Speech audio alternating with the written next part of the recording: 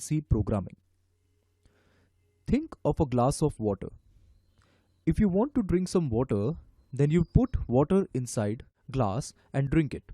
You can think of a variable as a glass of water, as a glass can store water in it. Similarly, variables can store some value in it.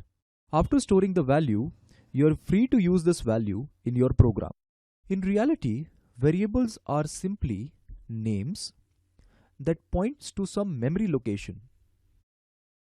Thanks to the inventor of C language, who makes it easy for us to store values in memory by simply using the name of our choice. You don't need to worry about at which location of memory your value is stored. Your task is to just provide the name, and internally it will point to some memory location. But there is one thing that we need to be sure about.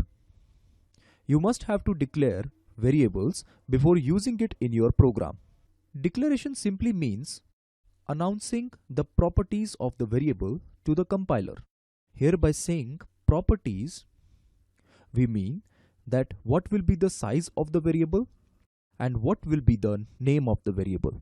Don't worry, it is not a very difficult job to do. You will see in a moment how easy it is to declare a variable. There is one more term called definition of a variable, which means allocating memory to a variable. Most of the time, declaration and definition will be done at the same time, but this is not always the case. It depends on the modifiers you had mentioned with the variables. We will talk about modifiers later, and then we will also explain how declaration and definition is different for different modifiers. Let me give you an example of how to declare a variable. Here the name of a variable is var, and it has integer data type.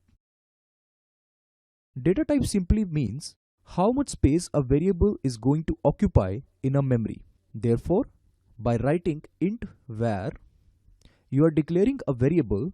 Along with that, you are requesting the compiler to allocate memory for this variable.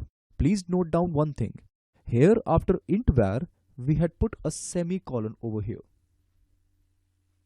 This is very important because this is how your compiler separates one statement from the other.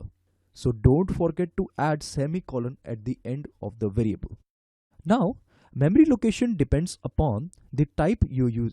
Here, because in our example, we are using integer data type, therefore, it may take either 2 bytes of memory or maybe 4 bytes of memory. It purely depends on the system you are working on. Again, you don't have to worry about how much space is allocated to your variable. You only have to concentrate on the declaration and definition of the variable. If you assign some value to a variable at the time of declaration itself, then this thing is called initialization. This is how you will do initialization. Note, initialization of a variable doesn't mean that you cannot change the value of a variable afterwards in your code. If you want the value to be changed somewhere, then you can do that. This clearly captures the meaning of a variable. Variable in its pronunciation has word vary, something that can vary over time. On the other hand, constant is just opposite. Once defined will never change. Let's see how we can change the value of a variable after initialization.